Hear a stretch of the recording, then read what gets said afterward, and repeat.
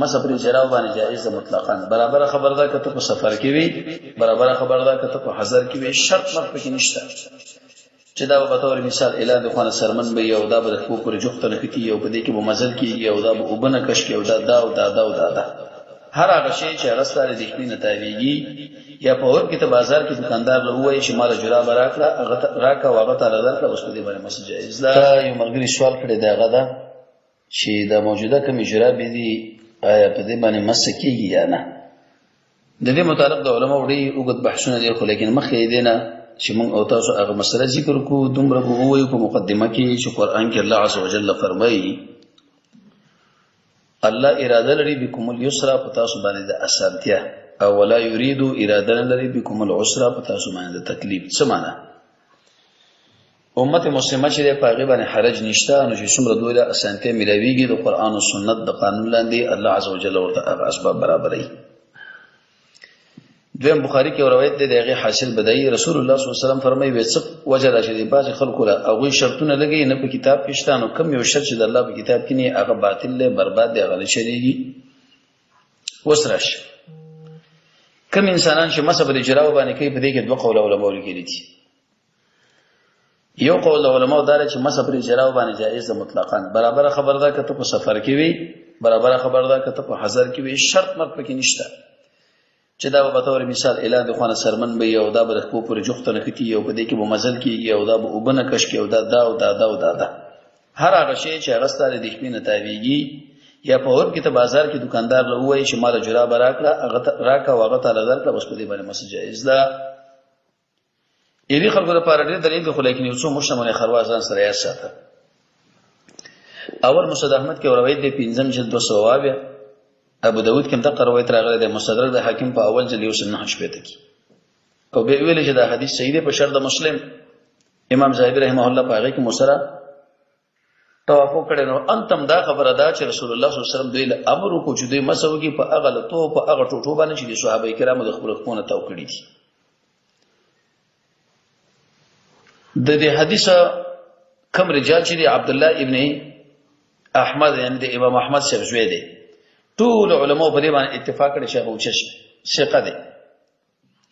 دویم دا غپلار د امام احمد څخه هغه امام د اهل سنت والجماعت دی په ټول انسانانو کې متقی احفظ دی شیخ الاسلام دی. دویم یحیی ابن سعید پکې دی هغه باره کې محدثین لګي چې دا ثقه دی. امام دی قدوه دی. ثور بن یزید پکې دی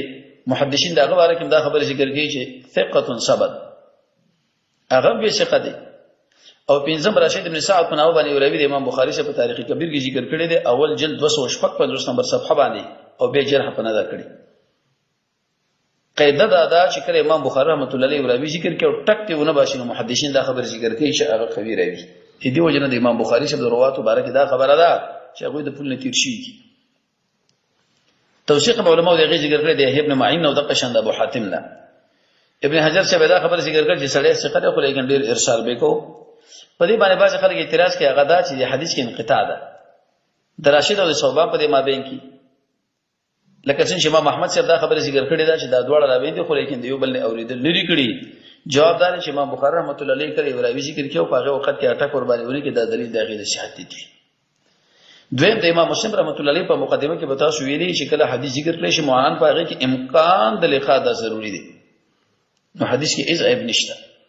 ست دومره خبره ده چې دا راشد وې د ډیر ارسال کو د عنعنه کوله خو دې وجنه محققین علما دا خبره ذکر کوي چې حدیث او اخره مرتبه حسن کی او کله چې شی وراوی وی دغه تدلیس نه کوي دغه عنعنه چې د بیره محدثینو په نسبت مقبوله ده. دویم دلیل امام احمد صاحب ذکر کړی دی په 4252 امام ابو داود امام ترمذی ابن حبان ابن ماجه ابن حزم په محلا اول جلد 301 کې او دغه شان امام بهقی رحمه الله دا روي ذکر کړی په سنن کبرا کې اول جلد 203 ته کې او به دا خبره ذکر کړی چې امام ترمذی فرمایي دا حدیث صحیح دی حسن دی. نو هغه کې تقریبا 15 جوابونه علماء ذکر کوي چې حسن سمانو صحیح سمانه. اې دې رجال وګړه دي کې سفیان ثوری دی هغه خو امام دی. ابو قیس بن ابو بني وراوی دی شیخ النبی عبدالرحمن ابن ثوران محدثین لګي دام څخه یحیی ابن معین دغه توثیق کړی دی. په دې باندې بعض خلکو به اعتراض کړي هغه دا ویدار وای شاذ دی وی وجه دا چې د مغیره د دنه نقل راغلی چې مسه په موضوع باندې کړی دا او جانب مقابل ابل نه نقل راغلی دی چې هغه مسه کړی دا په جوړه باندې جواب دا چې دا غدوار متعدد نقلونه راغلي لیکن دا د حدیث په صحت کې هیڅ نقصان نه کوي. دا خبر احمد شاکر صاحب ذکر کړی. وجه دا چې دا کوم راوین راغلي د مغیره صاحب نه واقع په دې مقام کې لفظ د خفیر ذکر کړي دا لفظ د جانب مقابل نه کوي چې ولا مسله بجراو باندې ونه کړی شي. لکه په تور مثال په لیدان ونه صفایغه کې تکبیر تحریمه کې کله کله راغلي چې وګونو پورې لاس وګت کړي او کله کله تر وګو پورې راغلي دي خدا مرانه شو چې وزادوړ روایت کمزوري شو. دریم دلیل ابن ماجه ذکر کړی د حدیث نمبر 560 پر روایت ابو موسی اشعری باندې د غیر جانب تو ثقه دي. بعض خلکو په هغه باندې اعتراض کړی چې هغه کې وراوی د حق او هغه ابو موسی اشعری سره ملاقات نه لري. جواب دا چې امام بخاری شه دا خبره ذکر کړی دا چې ابو موسی هغه اوریدل کړي دي نو چې کړي اوریدل کړي د دوړ مابین کې نو هغه اشکالم ختم شو. څلورم یو بل روایت کې راځي چې انس بن مالک به ماوري درو اراده دا او سره ناول مخ منزل ویلا سنو منزل به مسوک په خپل جراو باندې او دا جراو چې به د وړې نه وي پاره کې د احمد بن شعیب په نامه باندې وراوی دی شاغل ویل کې امام بن سعید رحمه الله خو امام دی. عمرو بن علي په نامه باندې بل راوی محدثین دي چې دا حافظ هم دی حجت هم دی. په دې باندې بعض خلکو اعتراض کړي دی ودی کې ازدی په نامه وراوی دی هغه چې د منکر الحدیث سره کسین چې لسان العرب کې دا خبره ذکر کړي دا. جواب دار چې علماء په هغه باندې جرح ذکر کړي دا خو لیکن د اغه د پاره دوی سره تفصیل نشته او کوم جرح چې مجمل ذکر کړي شي قابل دي درد به نه. ابن قیم رحمه الله به دا خبره ذکر کړي چې دا جراب قیاس بر خفیان وبادي او کوم علت چې پایږي کې هغه علت پر جراب کې ډیر قوی رسې چې هغه تکلیف دي خو بنا بر هر تقدیر محدثین دا خبره ذکر کوي چې کوم وخت انسان لغت وګوري نو وضع کې به دا خبره ثابته کوي چې علت په خفیانو کې علت دی بده جرابو کې نو چې سړی باندې مسو کې سمانات په دې کې نشه زیات تقریب ابن حزم رحمه الله په محلا کې ذکر کړی دی او د قشنور علماء په هغه باندې خبره ذکر کړی دا الغراض په دې باندې دا مسک ول جائز دي. تابعین په دې کې ډیر وګت بحث ذکر کړی چې په تابعین کې سعید بن مسیب دی عطا دی ابراهیم النخعی دی اعمش دی سعید بن جبیر دی نافع دی سفیان ثوری دی حسن دی ابو یوسف دی محمد بن حسن دی احمد بن حنبل دی اسحاق بن راهوی دی داوود بن علی دی. امام ابو حنیفه رحمۃ اللہ علیہ دا خبره ذکر کوله چې مسب جراب نشي کېده. امام مالک رحمۃ اللہ علیہ فرمایي چې مسور باندې کېده شو خوشت پکې دا چې الله تعالی به سرمن غوندي خو لیکن به خپل قول نه رجوع کړی دا. او امام ابو حنیفه رحمۃ اللہ علیہ چې رجوع کړی دا اغم امام کاسانی رحمه الله دا رجوع ته نقل کړی د وفات نه درو ورځې شاوخوا مخکې. ډیر اصحاب دي اثر په دې باب کې راغلي دي چې مسا په دې جراب باندې جایز ده لکه مصنف د عبدالرزاق اول جلد ابن ابي شيبه او د قشنور علماء نو باید په دې کې انسان د شونه کې